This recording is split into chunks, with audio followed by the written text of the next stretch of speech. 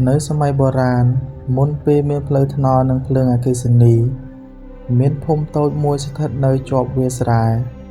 មនុស្សគ្រប់គ្នាតែងតែហៅភូមិនោះថាជាភូមិទួលខ្មោចមិនមែនដោយសារតែមានឃើញខ្មោចរាល់ថ្ងៃនោះទេប៉ុន្តែដោយសារតែមានអ្វីៗកើតឡើងធ្វើឲ្យមនុស្សគ្រប់គ្នាគេជៀសវាងមិនហ៊ានឆ្លងកាត់នៅពេលយប់ពេលថ្ងៃភូមិនោះមើលទៅមានសភាពស្ងប់ស្ងាត់ដូចជាភូមិខ្មែរធម្មតាប៉ុន្តែពេលថ្ងៃលិចអ្វីៗចាប់ផ្ដើមផ្លាស់ប្ដូរមនុស្សចាស់ទុំក្នុងភូមិបានបញ្ជាក់តែមួយម៉ាត់គត់ថា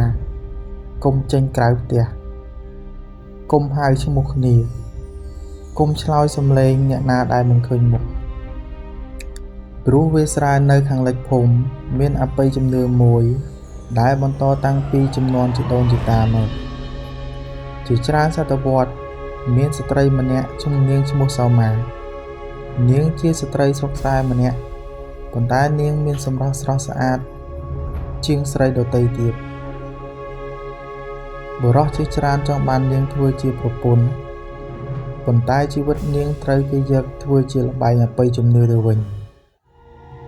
នៅឆ្នាំមួយដែលខ្វះទឹកភ្លៀងមិនធ្លាក់អង្គរបាត់បង់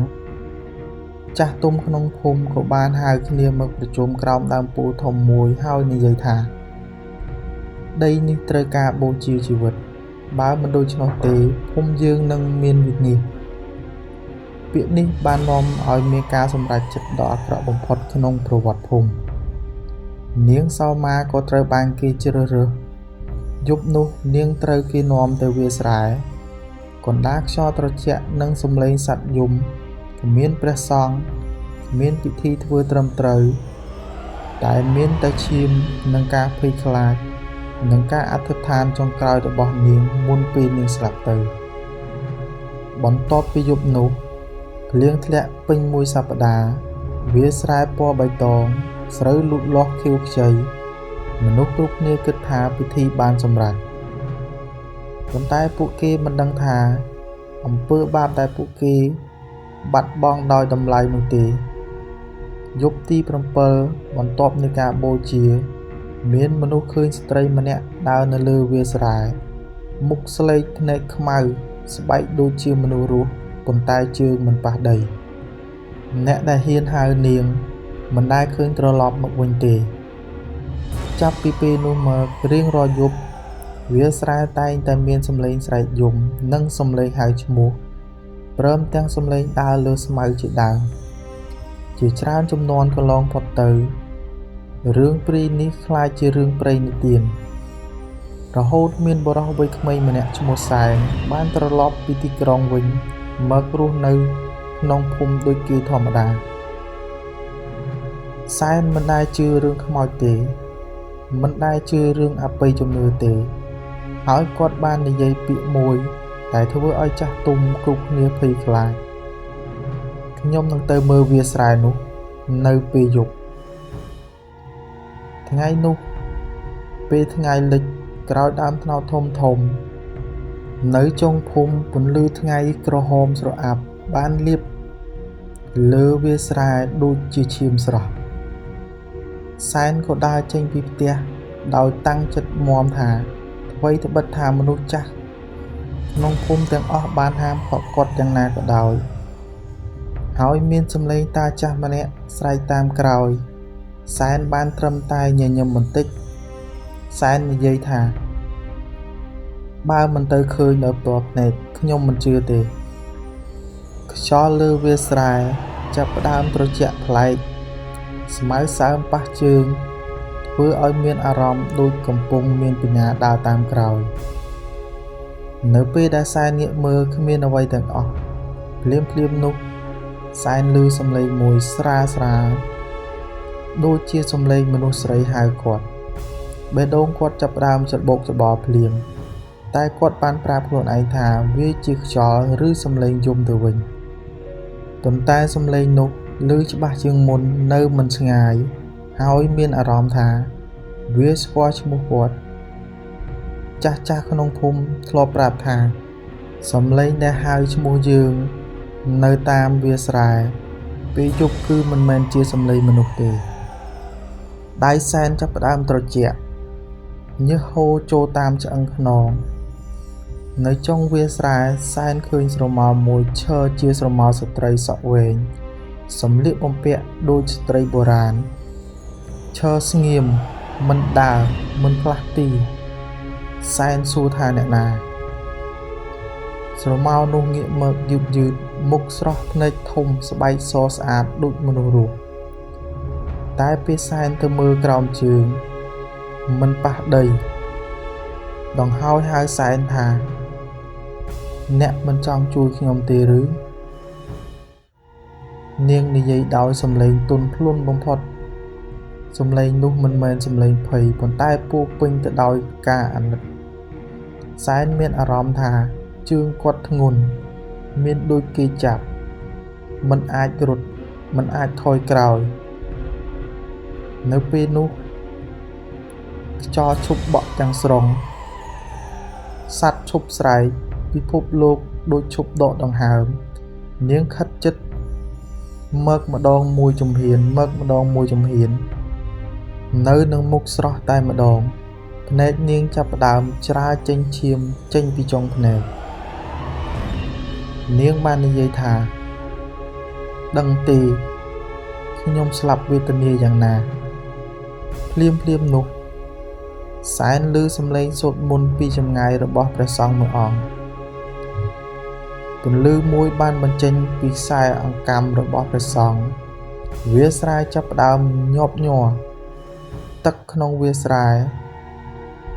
នាងចាប់ផ្ដើមស្រែកសំឡេងខ្លាំងមិនមែនជាសំឡេងមនុស្សទៀតទេប៉ុន្តែវាជាសំឡេងឈឺចាប់សំឡេងកំហឹងដែលធ្វើឲ្យសែនដួលទៅលើដីបាត់ស្មារតីសែនភ្ញាក់ឡើងនៅក្នុងព្រះវិហារចាស់មួយពន្លឺទៀនស្រអាប់បំភ្លឺបានត្រឹមតែអាចមើលឃើញមនុស្សជុំវិញក្លិនធូបក្រអូបបង្កើតអារម្មណ៍ដូចកំពុងអង្គុយចន្លោះពិភពមនុស្សរស់និងពិភពមនុស្សស្លាប់ព្រះសង្ឃចាស់មួយអង្គអង្គុយនៅមុខភ្នែករបស់ព្រះអង្គស្ងប់ស្ងាត់ពោរពេញទៅដោយអាថ៌កំបាំងចាស់ទុំជាច្រើនអង្គុយជុំវិញសុទ្ធតែមានមុខមាត់ស្លេកស្លាំងដូចជាមនុស្សមានទុក្ខអំពើបាបនៅក្នុងចិត្តយូរឆ្នាំមកហើយព្រះសង្ឃបាននិយាយយឺតថ្លែងពាក្យមួយដូចមានទម្ងន់ធ្ងន់លើផែនដីព្រីដែលឯងបានឃើញមិនមែនកើតចេញពីការស្លាប់ធម្មតាទេវាជាវិញ្ញាណដែលត្រូវគេបូជាជីវិតដោយគ្មានធ្វើពិធីត្រឹមត្រូវហើយវិញ្ញាណបែបនេះមិនទៅចាប់កំណើតទេវាជាប់នៅលើដីស្រែនោះហើយវាជាប់នឹងធ្វើបាបអ្នកដែលធ្វើបាបវាបន្តបន្ទាប់ព្រះសង្ឃបានយកសៀវភៅបុរាណចេញពីកន្សែងក្រហមសៀវភៅនោះចាស់ខ្លាំង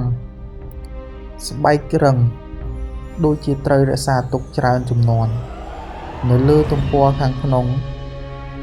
មានអក្សរខ្មែរបុរាណសរសេរដោយទឹកថ្នាំស្រដៀងឈាមចាស់ក្នុងសៀវភៅបាននិយាយអំពីការបូជាជីវិតដើម្បីសុំផលពីទឹកនិងដីប៉ុន្តែបានបញ្ជាក់យ៉ាងច្បាស់ថាប្រសិនបើការបូជាដោយលោភលន់និងការភ័យខ្លាចវិញ្ញាណនឹងប្រែជាព្រាយដែលតាមលើងភូមិនោះតែម្ដងសែនស្ដាប់ហើយរំជួយចិត្តគាត់ចាប់ផ្ដើមយល់ថាភាពសម្បូរនៃភូមិនេះមិនមែនកើតឡើងពីព្រះគុណទេប៉ុន្តែវាកើតឡើងចេញពីមនុស្សម្នាក់ដែលបានគេបោះបង់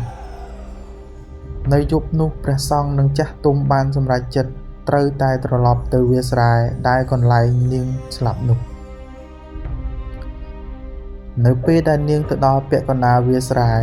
សីតុណ្ហភាពចាប់ផ្ដើមធ្លាក់ចុះភ្លាមដង្ហើមគ្រប់គ្នាបែរជាចេញអាប់នាងបានលេចឡើងតែនាងមិនបានដើរមិនបានរត់ប៉ុន្តែនាងរអិលនៅលើទឹកដូចស្រមោលនៅនឹងមុខ អ្នកទាំងអស់គ្នាមុខនាងដើរពាក់កណ្ដាលជាស្បែកមនុស្សស្រស់ស្អាតពាក់កណ្ដាលទៀតបង្ហាញសុទ្ធតែឆ្អឹងនិងឈាមស្រស់នាងនិយាយដោយសំឡេងមិនមែនជាមនុស្សពួកអ្នករស់លើឈាមខ្ញុំប៉ុន្តែគ្មាននរណាចងចាំការឈឺចាប់របស់ខ្ញុំទេព្រះសង្ឃចាប់ផ្ដើមធ្វើពិធីសូត្រមន្តសូមអភ័យទោសជំនួសអ្នកភូមិទាំងមូលសូមសងអំពើបាបដែលពួកគេបានធ្វើសែនចាប់ផ្ដើមដាក់ដៃប៉ះលើដីស្រែគាត់មានអារម្មណ៍ថាដីក្តៅដូចឈាមនៅមានជីវិតជាលើកដំបូងគាត់យល់ថាអបិយជំនឿមិនមែនជារឿងខ្មោចទេប៉ុន្តែវាជាចង្វាក់នៃកម្មផលទៅវិញនាងស្រែកមួយសំឡេងចុងក្រោយសំឡេងនោះមិនមែនជាសំឡេងកំហឹងទៀតទេប៉ុន្តែវាពោរពេញទៅដោយការឈឺចាប់និងការលះបង់បន្ទាប់មករូបនាងចាប់ផ្ដើមរលាយស្បែកធ្លាក់ចុះនិងរលួយទៅជាដីស្រែពេលអ្វីៗចាប់ផ្ដើមស្ងប់ស្ងាត់ទៅវិញគ្មាននរណាម្នាក់នៅទីនោះដែលអាចបំភ្លេចបាននោះទេចាប់ពីថ្ងៃនោះមកស្រែភូមិទួលខ្មោចនៅតែមានពណ៌បៃតងប៉ុន្តែមនុស្សចាស់គ្រប់គ្នាតែងតែបង្រៀនកូនចៅថាសេចក្តីសម្បូរណាមួយដែលកើតអំពីអំពើបាបនឹងមានតម្លៃត្រូវសងជានិច្ច